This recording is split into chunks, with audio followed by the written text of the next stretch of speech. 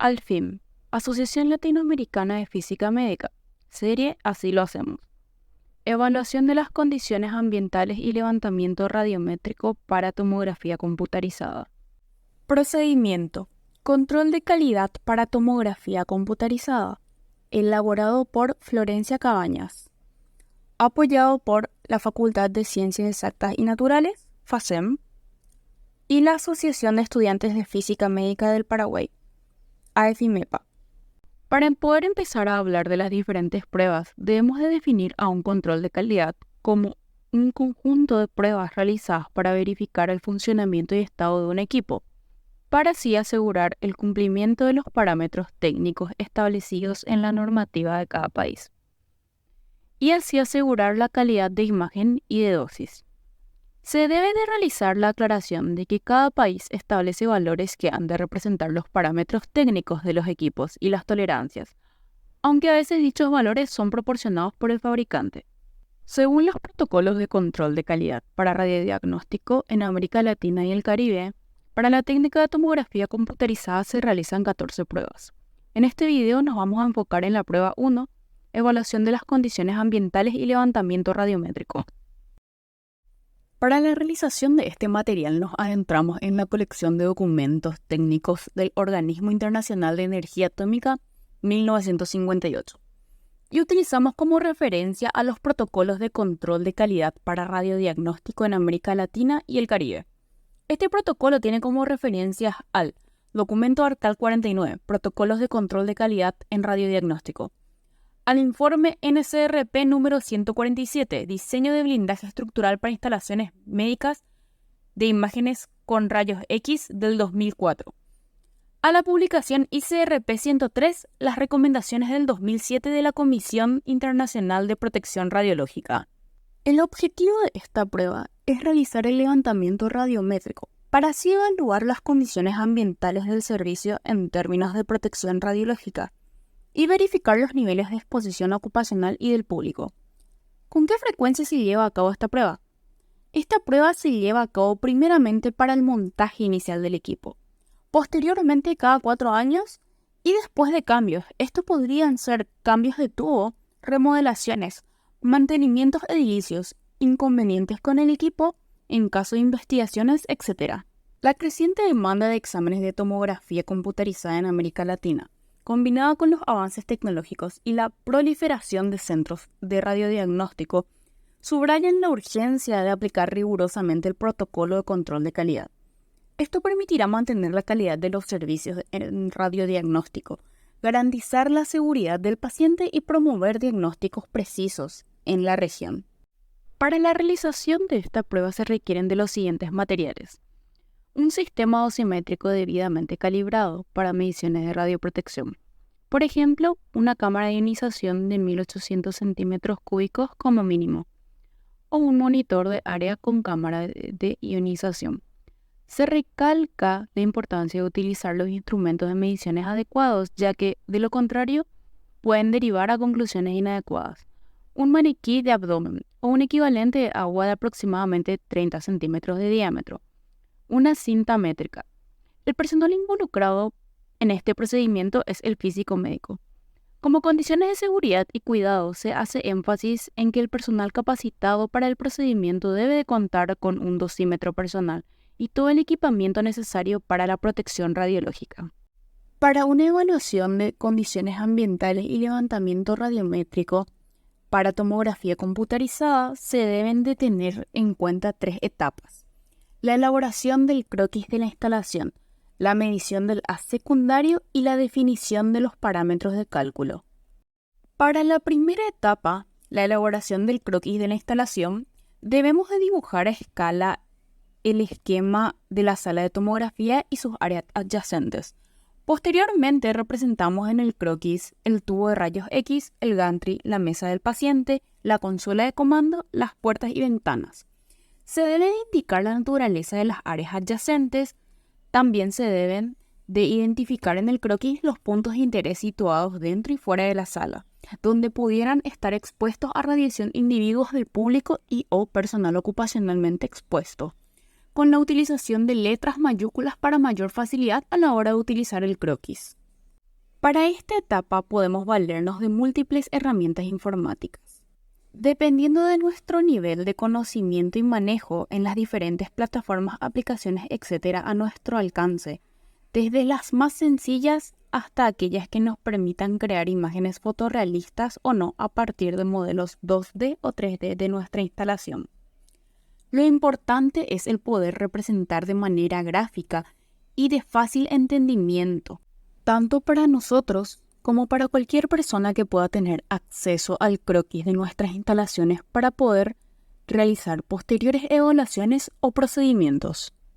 Para la segunda etapa, la medición del haz secundario, primeramente colocamos el maniquí o fantoma centrado en la mesa de examen para que represente a un paciente. Una vez hecho esto, alineamos el haz en el centro del maniquí. Se realiza la representación del paciente debido a que buscamos medir la radiación dispersa o secundaria, y esta se produce en consecuencia de la radiación primaria que interactúa con el cuerpo del paciente. Se deben de registrar los datos de la cámara de ionización, incluidos los datos de calibración, modelo, presión y temperatura, por si hayan correcciones necesarias a las cuales agregar un factor de conversión. Una vez hecho esto, se coloca la cámara de ionización en el primer punto de interés marcado en el croquis de la sala y se selecciona la menor escala de dosis. Programamos un barrido para examen de abdomen, se selecciona la tensión del tubo más alta y la colimación más amplia posible. ¿Por qué hacemos esto? Porque buscamos la mayor cantidad de radiación dispersa y, a mayor colimación, mayor radiación dispersa. Se debe de repetir la toma de medidas 3 veces en un mismo punto adyacente para garantizar el registro del mayor nivel de radiación, ajustando la escala del instrumento si es necesario. Registramos el mayor valor medio.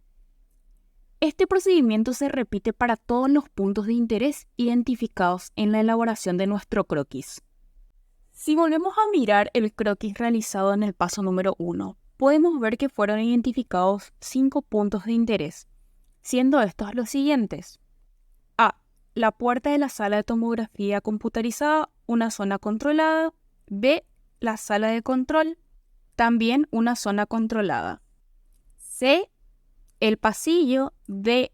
La sala de descansos de los trabajadores ocupacionalmente expuestos. Y E. El pasillo del otro lado. Estas últimas 3 zonas serían denominadas como zonas libres donde el público puede estar de manera libre. Valga la redundancia. Si volvemos a mencionar que fueron 5 las zonas señaladas como zonas de interés, entonces deberíamos de realizar 15 tomas de medidas. Para la tercera etapa, la definición de los parámetros de cálculos. Primeramente debemos de mencionar que para calcular la dosis equivalente ambiental debemos de considerar 3 factores. La carga de trabajo semanal, simbolizada con la letra W, el factor de uso en el punto de medición, simbolizado por la letra U, y el factor de ocupación del punto de medición, simbolizado por la letra T. Para la W, cada servicio debe de establecer su carga de trabajo semanal, de acuerdo al flujo. Para esto se debe de aplicar la siguiente ecuación, en donde la carga de trabajo semanal, o W, es igual al número de tomografías por semana, por el producto de la corriente por el tiempo de exposición promedio por tomografía, medido en miliamperes segundo. Todo esto por el factor de 1/60 para convertir de segundos a minutos. La carga de trabajo semanal, o W, se mide en miliamperes por minuto sobre semana. Para el factor de uso en el punto de medición, o U, se utiliza el factor de 1 en este caso, debido a que solo se mide la radiación secundaria. Para el factor de ocupación del punto de medición, o T, se debe declarar que dependiendo a la naturaleza del área, este puede tomar distintos valores. Como se mencionó anteriormente, el factor U o factor de uso es igual a 1, debido a que solo existe radiación secundaria. Se deben de definir los factores de ocupación o factores T a partir de la estimación de la ocupación de los individuos más expuestos en el área en cuestión, durante el periodo de uso de la instalación. Para fines orientativos, en ausencia de valores más reales, se podrán adaptar los valores presentados en la tabla de factores de ocupación. Como se puede ver en la tabla, estos factores pueden adoptar diferentes valores, entre 1/40 a 1, dependiendo de la naturaleza de la sala en cuestión. Por ejemplo, consultorios, recepción, áreas de circulación interna o externa, etc. Posteriormente se debe definir la carga de trabajo semanal, expresada en miliamper por minuto sobre semana, para las condiciones máximas de rutina. Un valor típico es de 5000 mA por minuto sobre semana. Para la obtención de valores más realistas, se debe aplicar la ecuación de carga de trabajo, ya mencionada anteriormente. Para instalaciones nuevas, se debe considerar por lo menos un periodo de 5 años de vida útil de la instalación. Para cada punto seleccionado, expresar la lectura obtenida en milisievert sobre miliamper por minuto. Cálculo y análisis de los resultados. Primeramente, se debe de proceder a multiplicar la mayor lectura obtenida en cada punto por el factor de calibración del instrumento. Considerando el valor de la corriente utilizada, se transforma el valor obtenido a milisievert sobre miliamper por minuto. Se multiplica el resultado obtenido por los factores W, U y T. Para expresar el valor de tasa de dosis equivalente ambiental en milisievert sobre año, se debe de multiplicar el resultado por 50 semanas sobre un año.